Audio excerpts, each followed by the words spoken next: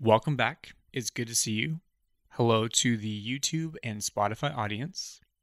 Have you ever found yourself feeling physically or emotionally exhausted all the time, or starting to feel extremely cynical, or feeling as if nothing really matters and there's no point to do anything? I have. I have for sure. And to put a name to that feeling, what it is burnout. I think that we've all had varying degrees of burnout in our lives. And I wanted to share a few tools on how to identify the signs of burnout and what to do to start rekindling that flame again. Things that can cause burnout are a perceived lack of control, a perceived lack of recognition, a perceived lack of community, feeling a lack of purpose. I know for me, I cannot stand feeling like I do not have control or autonomy in my own life. And there was such a long period of time, which we're going to get into, where it just felt like life was happening to me and I was just in this reactive mode. And I was having to go with the flow, but like not in a cool way of going with the flow. But I was just reacting to whatever was happening and life was happening to me. And I think a lot of times we have that perspective when things aren't going super well. We think life is happening to us rather than beginning to recognize that, oh, this is a telltale sign that I'm starting to feel burnout in this situation. So for me, in the last 5 years, I've had to move 7 times. 2 of those were my choice. The other 5 were not. And I'm trying to have this sense of stability and this place of peace that I can call my own. And every time that I would start to feel that about a place, it felt like it was getting uprooted from me. And so I started to feel like no matter what I did, I would have no control over having somewhere to live. And it sucked. And having that situation occur to me over such a long period of time and so frequently, it definitely affected my mental health. It affected my relationships around me. I probably wasn't the most fun person. There were, in the beginning part of that 5 years was when a lot of the moving was happening. And I was in shambles because I just felt like the world was against me. And it wasn't until I shifted that mindset of realizing the world is not out to get me. Life just happens sometimes. And how I'm choosing to respond to it is going to be what changes what happens moving forward. But if I'm just reacting all the time rather than responding, then it's just going to continue to happen. And in order to feel some sense of stability, I had to take an inventory over what things I did have control over in my own life. I had a car, so I had control over how everything was in the car. Everything in the glove box was a certain way. Everything in the console is a certain way. It may not look like it, but in my trunk, everything is a certain way. I know exactly what's in my car. In my room that I had for whatever amount of time, I had control over, what sheets were on the bed, what clothes I was going to wear that day. I had to start to have this sense of like grounding myself and feeling like I had say in my own life with the things that I did have control over. And I think that that's kind of important in that process is, okay, recognizing this is something that I do have a say in and I can have autonomy over. And so I'm going to exercise that rather than forfeiting that over because this other thing that's out of my control feels so chaotic. So for a while, my consistent place of peace was coffee shops or walks outside. That's where I had peace. That's where I was in charge of my environment when I came, when I left. And that's what started me on this journey that we're kind of getting into. I was so tired of being in the back seat in my own life. We have to come to this place where we become exhausted by allowing life to happen to us and blaming life for happening to us, to where we begin to get into the driver's seat and start taking ownership over the things that we can in order to move forward. So in the midst of having no consistent home and feeling chaotic in that, I was also feeling unrecognized at work. It was feeling like I would give everything I had, offer new ideas, all these different things, but it was just pushed to the side. And so that did not feel great either. But what I had to do in that scenario is recognize I am choosing to work here. You are choosing to work where you work. I know that you may feel like you're stuck because, yeah, I have to pay bills. But at the end of the day, you have options. If you want to work somewhere else, you can apply for another job. The worst that can happen is nothing and you try again. Eventually, you're going to get hired somewhere else in a different environment. For me, I needed to be separated from that environment because it wasn't healthy to all the other chaotic things that were going on in my life, and I needed a change of scenery. I'm not saying just because you got into an argument with someone today at work, changing your job. That's not what I'm talking about. I'm talking about this consistent pattern that you're seeing. For me, I was going home and I was stressed about work, and there was literally nothing I could do because I was just a barista at Starbucks. I had no power to change the company infrastructure. I had no power to change what was happening with the customers, but I was stressed about it. I was having those nightmare work dreams every single day. And it was affecting me because when I was off of work, I was still thinking about work and being stressed about the next time that I would go into work. And so there was just no peace in that. So not only did I not have somewhere consistent that I was living, now I'm stressed out when I'm at work, when I'm not there. And it's just creating this cycle of chaos for myself. So the one thing that I had control over in that situation was where I was investing my time to pay my bills. And so I chose to jump ship and start working at this other place. And that other place was fantastic and it helped me so much. And I felt like I was able to reapproach my housing situation in a different way because now I had one front was taken care of. I wasn't fighting on two fronts anymore. And so I know that it is so much easier said than done. But if you are noticing this pattern for yourself with your work, find somewhere different to work. It's okay. You are not trapped there. We all have to pay bills, unfortunately. Recognize that you are choosing to work where you're working. And you have the choice to go elsewhere if you're not feeling recognized in whatever way it is. Your happiness is not worth minimum wage. Your happiness is not worth any salary. Just like MasterCard, it's priceless. Our time on earth is too short to be miserable and feeling unrecognized in the place that we spend so much of our time each day. So again, I know easier said than done, but pull up some job applications. I'm sure that you can find something where you're going to feel recognized, where that environment is going to be a lot healthier for you to succeed in. Change is okay. Change can be great. I know that change is very scary, but oftentimes whenever I make big changes in my life, the thought of them is scarier than the actual thing. So we have the suck sandwich of inconsistency in living and work, not feeling recognized for me. And on top of that, the other sign that you're feeling burnt out was I felt like I had no purpose. I think so many times we look to other people to define what our purpose is for us, but at the end of the day, you are the only person that can answer that question. In order to understand what your purpose is or define your purpose for yourself, it is a journey that you have to choose to go on. Some people, they wake up, they're born, they know exactly what they're going to do for the rest of their life from the rip. But the rest of us, we got to figure it out.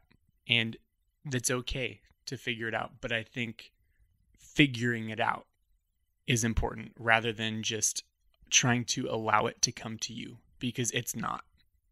It's not just going to come to you. Anyone who ever finds purpose, they've had to pursue that purpose. So I would encourage you to step out into different things and figure out what your purpose is. If tomorrow I go and babysit a bunch of dogs and I realize, oh my God, I feel so fulfilled by babysitting these dogs and I feel so much purpose in it. I wouldn't have known that where I am today sitting on this chair. But I went out and I did something and realized, wow, I feel so fulfilled in doing this and I feel so much purpose in doing this. So point being, go out and try things if you're not quite sure what is fulfilling you in the moment. What makes you feel the most alive, the most accomplished? What is standing between you and that thing? And what steps do you need to take in order to fill in that gap? For me right now, I have to work a 9 to 5 in order to take care of my needs. But I still make sure that I set aside time to feed into my purpose that I feel that I have. And for me, I feel like my purpose is people. I feel so fulfilled when I'm able to sit down and have a good conversation with someone, hear what's going on in their life, and if they ask me, offer my advice, whatever thoughts I have. AKA, you and me right now, we're doing that, right? But me knowing what my purpose is has made the 9 to 5 so much easier, because now I've brought purpose into the mundane, or what I saw as mundane before. Now when I'm going to work, I'm wondering, whoa, what conversation am I going to have with a customer or my coworker? Now I'm not excited about whatever the menial task is that I'm getting paid to do at this job. What I'm so excited about is seeing where I can release my purpose with the people around me, because that's what I've found. And I've found working so much more fulfilling than before. I was trying to do the most with all these different things at work, but none of those were my purpose. Those are talents and things that I have, but they weren't my purpose. My purpose is people. My purpose is encouraging people, connecting people. And with that, I can copy and paste that into other areas of my life. And now with that, I find myself consistently living from the place of purpose rather than feeling aimless like I was feeling before, because what I had found purpose in previously wasn't working anymore. And I think that sometimes that's going to happen. The thing that you found purpose in for X amount of time, it's not hitting the same way. That just means that you're growing. I think when it comes to the perceived lack of community, a lot of times it can be a self-inflicted thing. If we're being honest, everyone here has people in their life that love them and care for them. But are we leaning on those people, or are we pushing them away? When I talk about creating an ecosystem for yourself, I'm not saying go out and find all these new people that are going to just add to you. The people that you have in your ecosystem, it starts at home base. It starts at home. It starts with the people that are around you, the friends that you already have. If you have a lot of friends that you've yet to go deep in conversation with, challenge you this week. Go a little bit deeper with that friend. Ask them some good questions about them. Begin to open that door up so that that can kind of flow. It's maybe awkward at first, but that's okay. Like, you care about this person and you're showing them that by asking them good questions, and you want them to invest back in you. And I feel like if someone came to me and was like, hey, I want a deeper relationship with you, I would be extremely honored in that situation. I don't think anyone would be upset by you wanting to have a deeper connection with them. So I want to encourage you to look around the people that love and care for you. Who can I go deeper with? Who can I be more open and honest with? I've been feeling burnt out lately. Just that. I don't have solutions. I've just been feeling burnt out lately. I just want to share that with you so that I'm not by myself in this process. I think that that is what it looks like to continue to cultivate that ecosystem for yourself. The people that love and care about you want actual answers from you when they ask how you're doing. I'm good.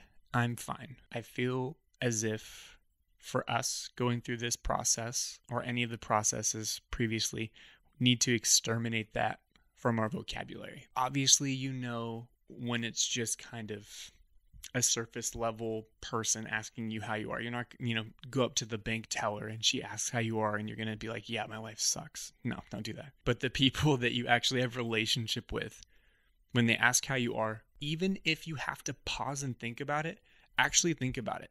If the answer is good, then elaborate why it's good. If the answer is not that, elaborate to the degree that you feel comfortable with, or push yourself a little bit past that if that's a person that you want to go deeper with. But I'm good and I'm fine, I feel like are not acceptable answers if you are looking to create an ecosystem and bring people into your process. You are not meant to deal with the highs and lows of life by yourself. Cultivate community and lean into the community. We're not pushing them away anymore. We're leaning in to the people around us who love and care about us. So I touched on a few of the signs of when you're feeling burnt out, shared a few experiences and thoughts that I had in that. But the question is, how do I rekindle that flame again for myself? And with what I just said being key, you are the only person who can rekindle the flame.